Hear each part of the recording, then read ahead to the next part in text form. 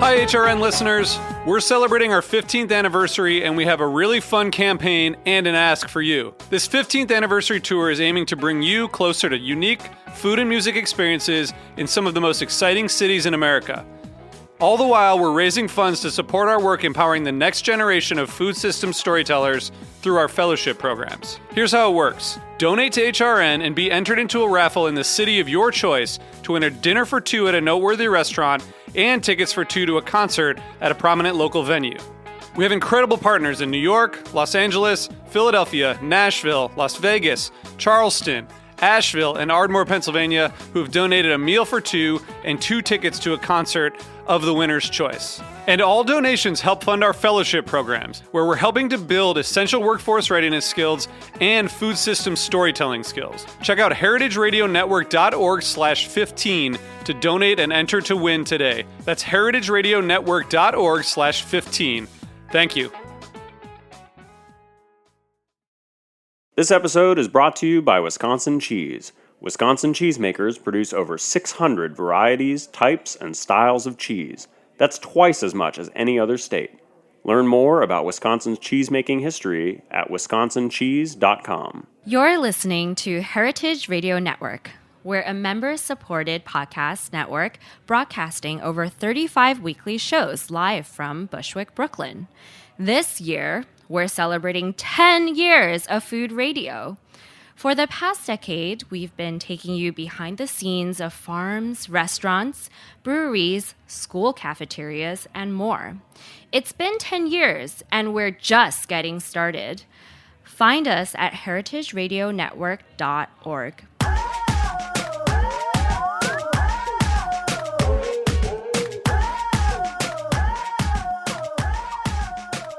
Hello, and welcome to A Hungry Society. This is the show where we talk about food, food media, and so much more.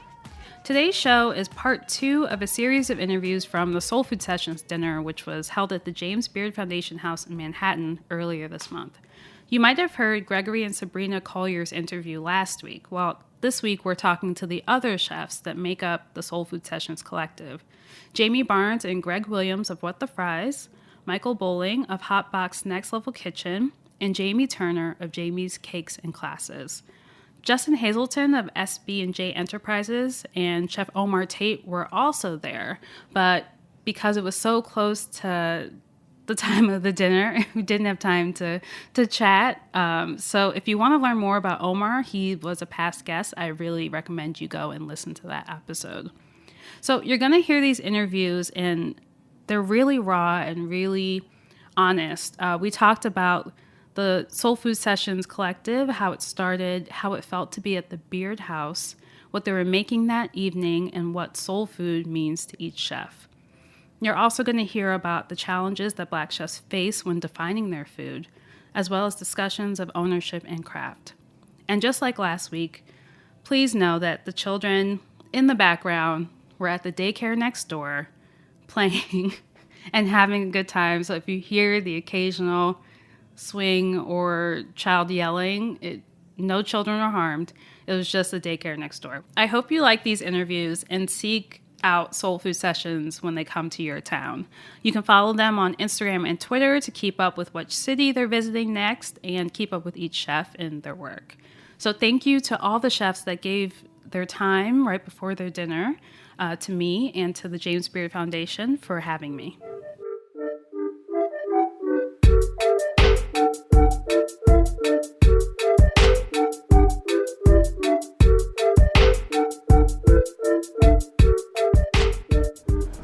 Okay, so we are outside of the James Beard House with Chef Jamie Turner. Say hello. Hi.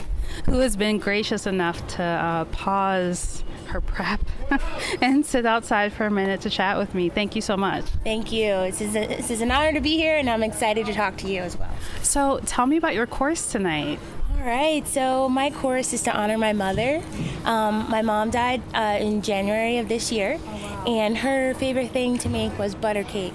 So I switched up the flavor profile, but it's still a brown butter cake with a white chocolate ganache filling, poached pears. I poached the pears in red wine. I had a cashew brittle, which is my mom's favorite nut, and a honey orange ice cream, and a fig gastrique. Wow. That sounds, I want it right now. So that sounds like it's, not only super thoughtful in how you put the flavors together, but also the inspiration. Yeah, definitely. I'm excited to have her here with me. That's so lovely. So is this your first Soul Food Sessions, or? Oh, no, I'm a founding member. And I remember when we got together about 2.5 years ago, they said, hey, Mike called me up and it's like, you want to do a dinner for charity? And I was like, sure, And that's all I knew. I went to the meeting and learned that it was all African-American chefs and mixologists, and we were doing it just for charity to start. So that was awesome. And can you tell me about, from that first dinner to now? I mean, it's been a crazy ride. Like, not even a roller coaster, because there's not many downhills. It's all uphill. It's been amazing. I know back when we were just giving to local nonprofits, one of my favorite dinners was a nonprofit that I got to choose, and it was for mental health, for people who are underinsured or not insured at all. And when I was able to hand that check over to the nonprofit, it was an amazing feeling, and I knew that we had something really big. The guests at the first dinners, we had standing ovations, and it still continues to this day. People really love the atmosphere. They love the conversations they're having with the family-style dinners, and it's just, the sky's the limit with what we're doing and being at the Beard House. I never thought that this was going to happen, and I'm just so excited that it is happening. Yeah. I mean, I've said this to other chefs, but I feel like I've been following Soul Food Sessions online for a long time, so I'm very excited to actually try the food tonight. Yeah. I can't imagine how it must feel to all be here and be cooking at the Beard House. It is surreal. That's the only word, words cannot explain. Yeah.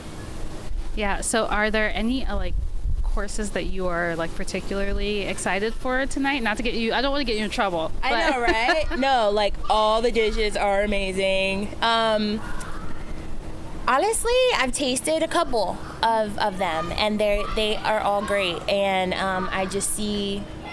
I've heard a lot about the dishes because the revamps of the menus, every time it's, no, I want this, I want that, I want change it to this, change it to that. And I saw the evolution of the dishes. So when I say I'm excited about all of them, it's because I've seen 7 rough drafts of the menu, knowing where it started from and where it's going. So I'm just excited to see this all culminate, every single dish culminate, into awesomeness. Oh, that's so great. Yeah, I feel like it must be kind of a big task then to come up with the sweet ending for the meal. I mean, there's so many strong flavors. Yeah, totally. What I try and do is hit all of the notes that are being played out in the dinner. So I don't, my desserts aren't just sweet, so I've got my acidic, I've got my spices, I've got, always have to have an ice cream and a brittle. Personally, I'm a brittle girl. But I try and pull from all of the notes that, you're going to taste in the dinner, and just kind of, boom, hit you with it at the end, here's that acid, to that ending note for you to go home with. And a little treat. We're doing little tarts at the end, pass out. Instead of a pâte d'oeuvre in the front, we're doing a little dessert treat at the end. Oh, that's so special. Yeah. Can you talk to me about Charlotte? Yeah. I haven't been in a long time, and it just seems like the food scene is exploded. Restaurant after restaurant popping up, and I mean the highest quality, highest caliber. The competition and the passion that's driving all the chefs and pastry chefs right now is amazing. It's incredible to be in an exploding food scene because it just drives me to be better every day. You know, I'm currently in round 3 of NCRLA Best Pastry Chef in North Carolina competition. Wow. So on the 30th, I'll go serve 300 people in Durham, North Carolina, and I'll find out if me and my assistant won the title. So, like, there's just the competition. Like, every other pastry chef's plate is absolutely beautiful. I'm like, oh my gosh, you know what I mean? So North Carolina and definitely Charlotte, and specifically Charlotte, we are putting all our cards on the table. We are playing like with all of our heart and our passion. So it's really cool. That's really amazing. And yeah, you're here. Yes, we made it. Mom, Charlotte I'm is deep in the Beard House right now. It's great. Yeah, Charlotte is deep in the Beard House. That is right. Well, you know, it's funny. I'm originally from New Jersey. I wasn't born and raised in Charlotte, and so I get to go see my family tomorrow, and I wouldn't move back up here though, just like for where my career is going and how far my career has taken off since moving to Charlotte. I wouldn't leave Charlotte for anything right now. Where in Jersey? Linden, New Jersey. Great. I live in West New York. Okay. I don't know if you... Is that by Hoboken? Yes. Okay. Exactly. See, yeah, I do. I'm not lying. I really am from Jersey though. That's great. Thank you so much. I won't take up too much more of your time. Well, thank you. I really appreciate you stopping to chat with me. No and I'm so problem. excited to try your food tonight. All right. Don't touch those. Okay. I won't. Thank Bye. you.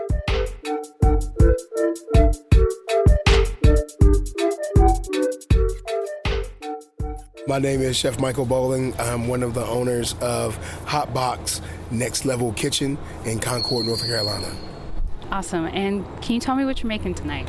Tonight I'm doing a preserved berry and tart cherry braised pork cheek with Uncle Hamp's and 2-piece succotash with Carolina Gold rice.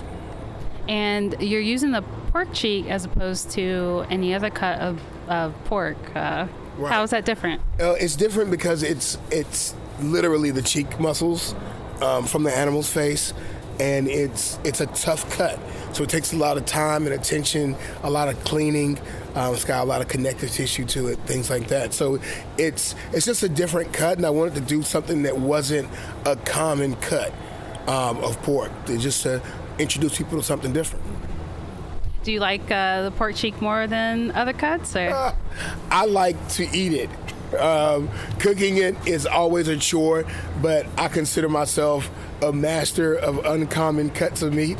I like to cook things that take time and attention, not something I can just sear in a pan and push out. So, you know, tonight you're here as part of Soul Food Sessions, which I feel like has such a great reputation. Just for the caliber of food that comes out and like the ideas and the creativeness. Can you talk a little bit about past Soul Food Session dinners that you've done and what it means to you to be at the Beard House right now? So our past dinners have all been amazing. You know, we've cooked in Charleston and Baltimore and DC and a lot in our hometown of Charlotte. And it's a big deal because me and Greg Williams were just talking not too long ago about the impact that we're making, not only in Charlotte, but in other cities. We got a letter from a couple of our recipients in the DC and Baltimore area of how much the scholarship means to them, being able to have that money to help with books or tuitions or just, you know, everyday needs in life of being a student. So it means a lot to us to be able to get out and do these dinners and spread the word about what we do.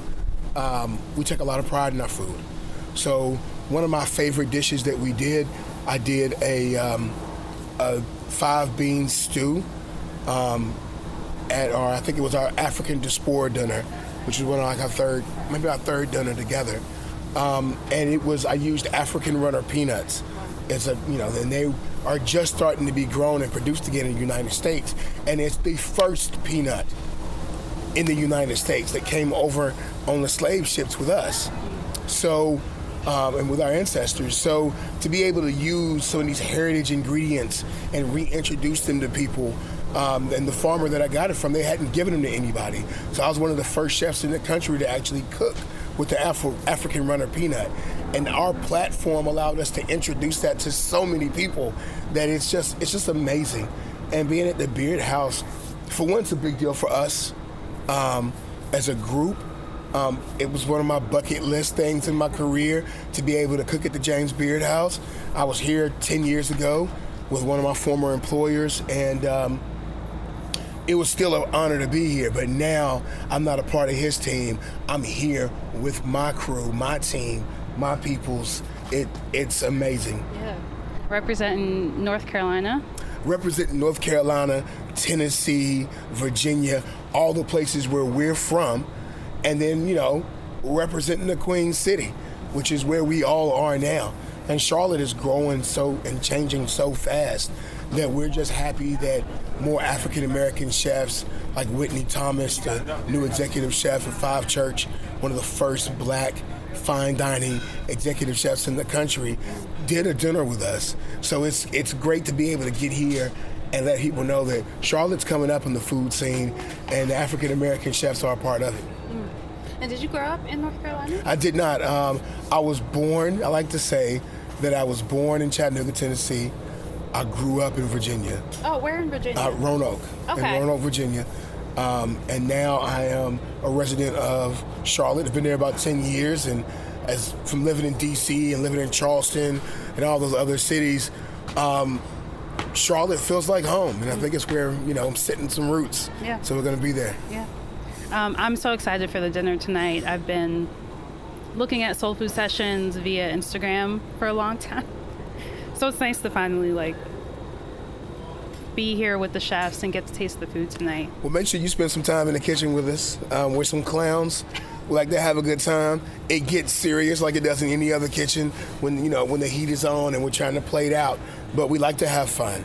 And I think that's one of the big things about being in Soul Food Sessions is we've all grown up in kitchens where we were the minority. Whereas with Soul Food Sessions, we're not the minority anymore. And it feels great to be in the kitchen with the bros. It really does. What do you hope for, I was talking to Greg and Subrina earlier about the next generation and how the work that chefs do now kind of lays this foundation for the next chefs to stand on, and go further. What do you hope the next generation of black chefs kind of gets from either your work or, Soul Food Sessions as a collective? What do you hope to see? I hope to see more chefs just being able to cook. And what I mean by that is cook their style, their flavors, their heritage, what they've learned, combining different diaspora of food, and just being known as chefs and not being known as the black chefs. Because right now it's great to be known as a black chef because they know that we're chefs and we're here. But hopefully at some point in time, it's not the black doctor, the black lawyer, it's just the lawyer, the doctor, the chef. And I hope that all of the work that we're doing now, from Eduardo to JJ to all the good guys doing big things right now, that it's not just that it's not a big deal because we are black. We're just chefs doing what we do. And we're along with everything that's going on in the country right now, we're a long way from that. But hopefully within the next 10, 15, 20 years, we can just be chefs, not trying to forge away and bring attention to us because everybody will know we're there and they treat us just like we're just the regular guys in the kitchen just like everybody else. And I think we're on the way there. Remember when tattoos were taboo, but they were all gang related, and if a brother came into the kitchen and he was inked up, it was an issue. Now everybody's inked up, Now it's not just black guys with dreadlocks, which is a whole nother conversation. But, it's a changing culture. And as long as we don't get pigeonholed in it, I'm good with it. Yeah, I think it's a really beautiful moment right now. And there's still a long way to go. There's still a lot of work to be done. But I think that just even what's been able to happen in one or two generations of chefs has been a really beautiful thing to see. Absolutely. I think you're 100% right. 100%. So I'm curious, how did you When I speak with chefs, there's always this kind of moment where they learn to define their food for themselves, and maybe it's inspired by something that they ate or somewhere they traveled to or something that they read. Do you have a defining moment for yourself of when you're like, okay, this is my food, this is what I want to make, this is the story I want to tell? Yes and no. So I grew up sitting on the kitchen counter cooking with my mom, or being at my aunt's house and making smothered chicken with her, and things along that nature, and watching my uncle cook. So I think I've always wanted to be in the kitchen. So my mother taught me, but it was always kind of a taboo thing in African American culture for the man to cook. Like, the man can grill, but he's not in the kitchen, you know what I mean? My Uncle Fred, who was foundry worker, hard-working man, used to cook. He was one of the cooks in his house. And as I grew older, knowing that my uncle could cook and he was cooking made me more accepting of the fact that it was okay for me to pursue that as a goal in life. It's not what he did for a living, but it also, I had an uncle that never cooked at all and didn't eat leftovers. So my aunt cooked every day for him. And then I had my Uncle Fred, who cooked for the family. That must be nice. No leftovers as a rule. Right. Basically, my Uncle Calvin, God bless him, he's passed away. He didn't eat leftovers, man. But my aunt was good with it. And he took really good care of his family. Hell, he taught me how to count money. Sitting at the kitchen counter, at the kitchen table, counting his money after school. So I learned something from all of my family. But cooking has always been in me. So when I got my first exec job and I decided I was gonna do my food, and I had to define what my food was, and it was stuff that was full of flavor with kind of a French background, but using the same ingredients that I grew up eating. I was doing collard greens with a rosemary and mustard laced ribeye in Roanoke, Virginia before it was even a thought. And I was doing, tea-smoked duck breast before anybody was really thinking about it, at least where I lived. So I decided that I was gonna push the envelope and chase it, but do the cooked food that I like to eat. And, my food is still all over the place. At our restaurant, we're doing smoked chicken wings and ramen. Like, we're doing all kinds of different things, and that's the influence of me and my partner, Chris. It's, to me, the first chef I ever worked for was a guy named Tom Ford, and he told me, make it taste good, then make it pretty. And that's still how I cook. My attitude is flavors first, appearance second. I mean, that speaks to so much of what tonight is about, too, right? Like, not being put into a box. Exactly. Like, you can cook whatever you want. Exactly. And, my dish tonight, all the ingredients aren't quite listed. But, the blistered tomatoes on there. I love blistered tomatoes. Just that barely broken skin, that sweetness released from the heat. We've got a blackberry and cherry, it's kind of like a jam, but it's finished with pork jus. So you get that rich pork flavor and that sweetness from the berries and the cherries all in that dish. So it's all coming together. And it's just, to me, the blend of flavors and textures. Like, my peas are cooked, but they're not cooked to death. So they have a little bite to them, a little texture to them. And all those little intricate things are what make food great. Well, I'm so excited to eat your food tonight. Well, I'm glad. So after the dinner, we'll have a private conversation. Yes. And you have to let me know what you think of everything. I will. All right? Thank you so much for chatting with me. I really appreciate it. It was a pleasure, Portia.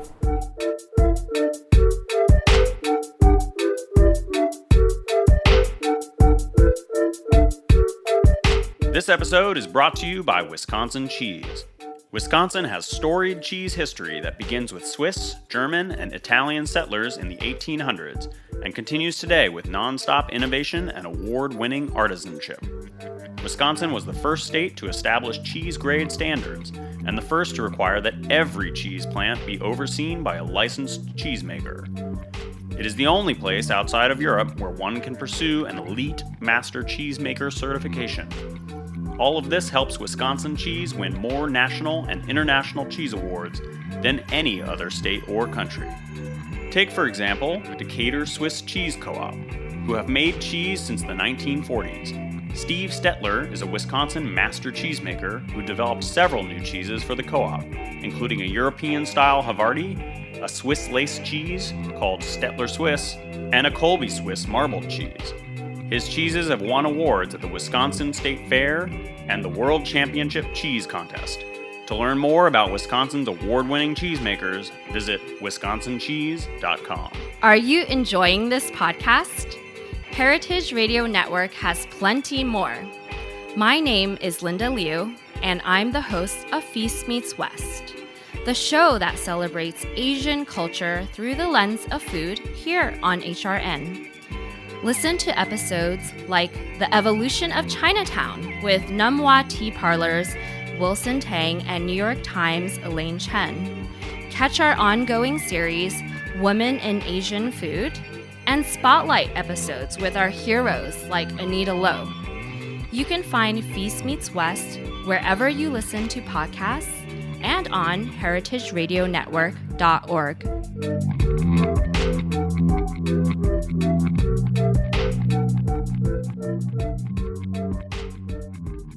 Okay, so can you say your name and where you work? My name is Greg Williams, and I own a food truck in Charlotte called What the Fries. And we're here at the Beard House in the backyard. It's really nice out. Yeah. Is this your first time at the Beard House? Oh yeah, very first time, and I'm really enjoying it. The atmosphere is really cool. Everybody's really nice, and just enjoying myself. So tell me about your course tonight. What do you have on the menu? Tonight I have a smoked corn bisque, and I'm pairing that with creme fraiche, and I'm pickled lima beans. Oh wow. That's my past app, and my actual dish will be black rice grits. I grounded black rice, made grits out of them. I smoked tomatoes and pork shank, and I have a green bean and green onion puree. So how did you come up with the dish, and why did you want to be like a part of this event? Well, that dish, I think I based that off of what I ate a lot when I was growing up. My mom, she made a lot of stewed tomatoes. Grits was big thing, salmon and grits. So I kind of just took a play off of that and kind of put my own spin on it. And Soul Food Sessions, like why did you want to be a part of this, and what does it mean to you to be here like as a part of this? Man, it's huge. It's huge for me. Soul Food Sessions, when we started this back in the days, I never expected it to be where we are now. It's been a journey, you know what I mean? Because from plating up little small dinners to being at the James Beard House, it says a lot about who we are and like what we are doing for the community and making a big difference. So I'm loving it. I'm excited to eat tonight. I haven't been down to North Carolina in a long time. Yeah, so make it down there, then come check us out. I know. I got to get down there. Greg has good food. We all, like I said, we all have good, great places for you to come and try and eat. So, and if you're not eating with us, we know where to tell you to go. Yeah, I really got to get down there. Well, thank you so much for chatting with me. Oh, yeah. I appreciate it, and I'm excited to try your course tonight. Appreciate you, and I hope you enjoy. All right, thank you.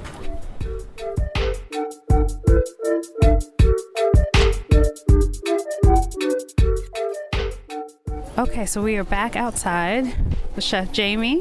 How are you today? I'm doing good. Doing really good. And you were very kind to stop your prep and come sit and chat with me for a minute. So tell us about your restaurant in Charlotte and what you cook. Well, in Charlotte, I have a food truck, and I work that with Gregory Williams, and we've been running that truck for 4.5 years now. We do loaded French fries with a little bit of flair from our background in fine dining, so we add that to casual food. So we've been doing that, and as well as doing these soul food session dinners from the start of those. Right now, that's all been pretty fun, hectic, but that's all we've been into now. Restaurant should be coming soon for us in a few months, hopefully. Wow. Yeah. So tell me about your dish tonight. The dish tonight is when we were running through, we all chose meat, fish, and I ended up with the vegetarian course. So it's not vegan, but it is vegetarian. And so this course is, I tried to do something light, but not just a salad. So try to pack as much flavor as I could into a salad, sort of a salad. But I use farro grains, and it's the bulk of the salad with a little bit of mesclun mix, green arugula, and I added smoked peaches to it, give it a little smokiness and a little sweetness to it. It will kind of go with the tartness of the arugula that's in there, and I have a sweet tea vinaigrette to finish it all up. Added in a little bit of summer vegetables, so hopefully everything works all together. It's a summery dish, even though we're getting past summer, but yeah, it's a little chilly right now. Yeah, but in South Carolina, where I live at, we had the last batch of peaches come, so I hurried up, grabbed those and froze them. So these are South Carolina peaches from the last crop, so they're nice, ripe, and sweet. And then I smoked them, added a little saltiness and smokiness to them, so it should be good. Did you grow up in South Carolina? No, I grew up in Virginia. So Where in Virginia? Newport News. Okay. Yep. My dad's side of the family is Chesapeake, Virginia Beach. Oh, yeah. Definitely familiar with all of that. Yeah, I grew up there. I lived there till 2004. Then I moved to North Carolina, moved to Charlotte to go to school, and I've stayed there ever since. Ended up in South Carolina now, so it's been good out there. So talk to me about Charlotte's food scene. What's it like? It's crazy. It's it's growing. As far as the restaurant scene, I worked in restaurants from 2005 to like 2014, and it's grown a lot since then. Many restaurants have closed, many new ones have sprouted out. Charlotte is getting more into the farming aspect of it, for the farm to fork. People are using a lot more fresh ingredients. So that's kind of where the scene is headed. It's headed that way as well with food trucks, the scene that I operate in mostly. So a lot of chefs are getting food trucks. So now it's not just taco trucks, hot dog carts, not to knock those, but it's more chefs doing more refined food off of food trucks. So it's pretty cool. Yeah, I feel like it would be so challenging to run like a food program out of a food truck. Like, is it challenging? Yeah, it is. We deal with everything as far as the weather.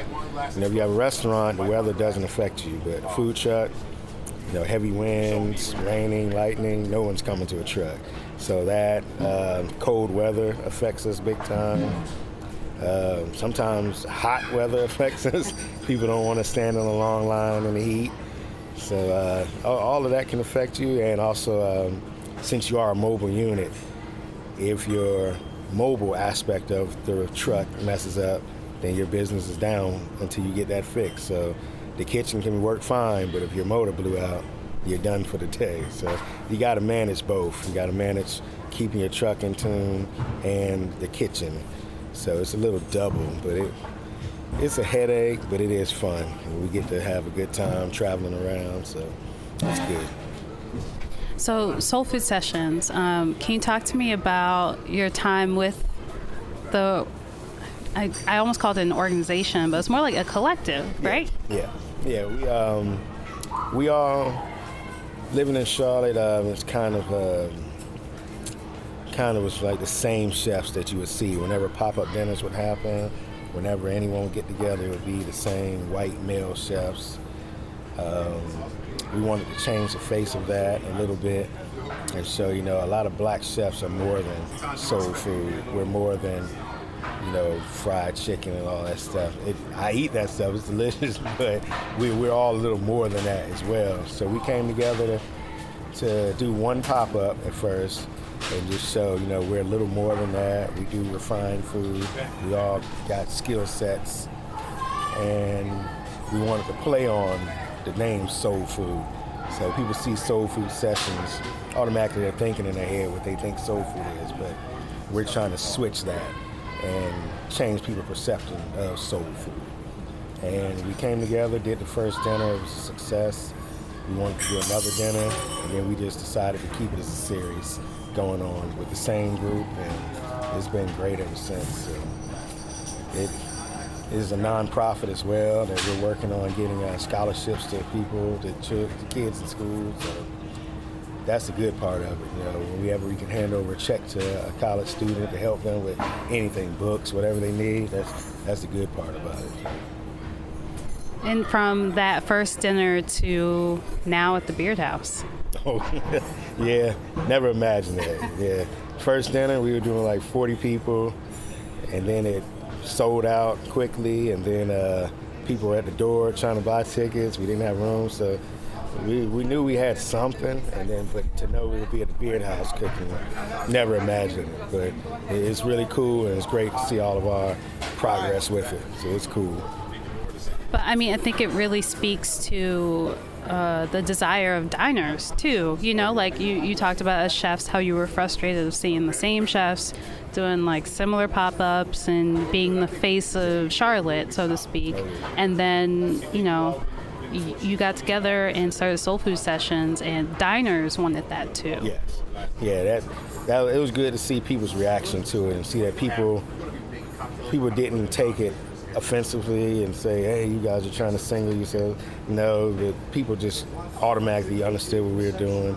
They gravitated to it, and they've been loving it. It's been real cool to see everyone's success, even separately, you know. From soul food sessions, you know, Jamie has been doing a lot more functions, myself, you know, we're all doing different pop-ups now. Food truck is getting called a lot. Greg Collier is doing a lot, so we're all just in the mix now and doing what we set out to do now. So it's served its purpose, and we want to keep it going because, you know, we love getting together and cooking, so it's always a good time with us. And the food must be good because, I mean, you know, people will show up and support, but if the food's not good, they're probably not coming back. Oh, yeah, we get good feedback, so yeah, yeah, it should be good. Yeah, it's been good so far.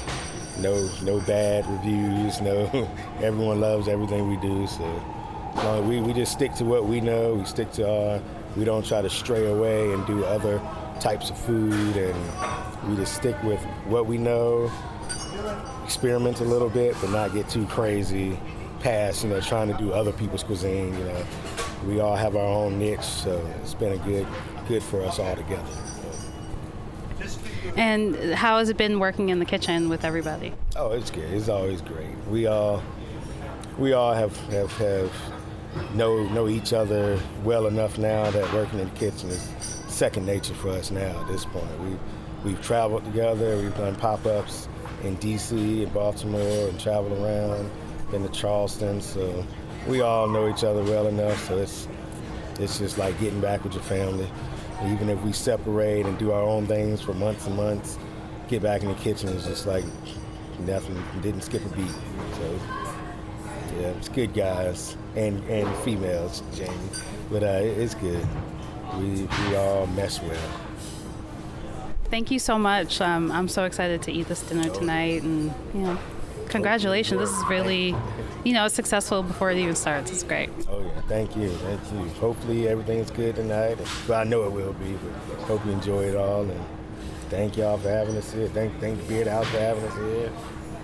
Thank you for sitting down with us, speaking with us. It should be great.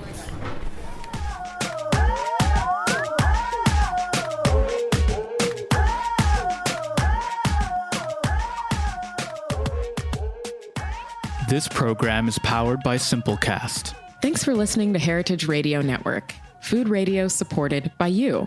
For our freshest content and to hear about exclusive events, subscribe to our newsletter. Enter your email at the bottom of our website, heritageradionetwork.org. Connect with us on Facebook, Instagram, and Twitter at heritage_radio. Heritage Radio Network is a nonprofit organization driving conversations to make the world a better, fairer, more delicious place. And we couldn't do it without support from listeners like you. Want to be a part of the food world's most innovative community? Rate the shows you like, tell your friends, and please join our community by becoming a member. Just click on the beating heart at the top right of our homepage. Thanks. Hey there, I'm Lee Ullman here with some big news from the National Young Farmers Coalition. We're partnering with Heritage Radio Network on a special season of The Farm Report. It's all about what's happening with the Farm Bill and how it impacts farmers and eaters. I am growing diversified vegetables on land that's been in our family for 150 years. And so with the pandemic, gentrification, property values going up, we had to sell the land and we lost it. Join us as we uncover the untold stories behind this massive piece of legislation that shapes how we grow our food, what we eat, and so much more. The problems we have had, those are things that come from earlier Farm Bill and USDA policy, right? Like Earl Butts, get big or get out. You know, it's my responsibility to know not only what I'm eating, but then like how that all came to be, and realize like, wow, like this piece of legislation, all this money, like it's technically something that I support as a taxpayer. While Congress debates the next Farm Bill, this is not just an invitation to listen. It's a call to action. Be part of the conversation. Subscribe to the Farm Report on Heritage Radio Network, wherever you listen to podcasts.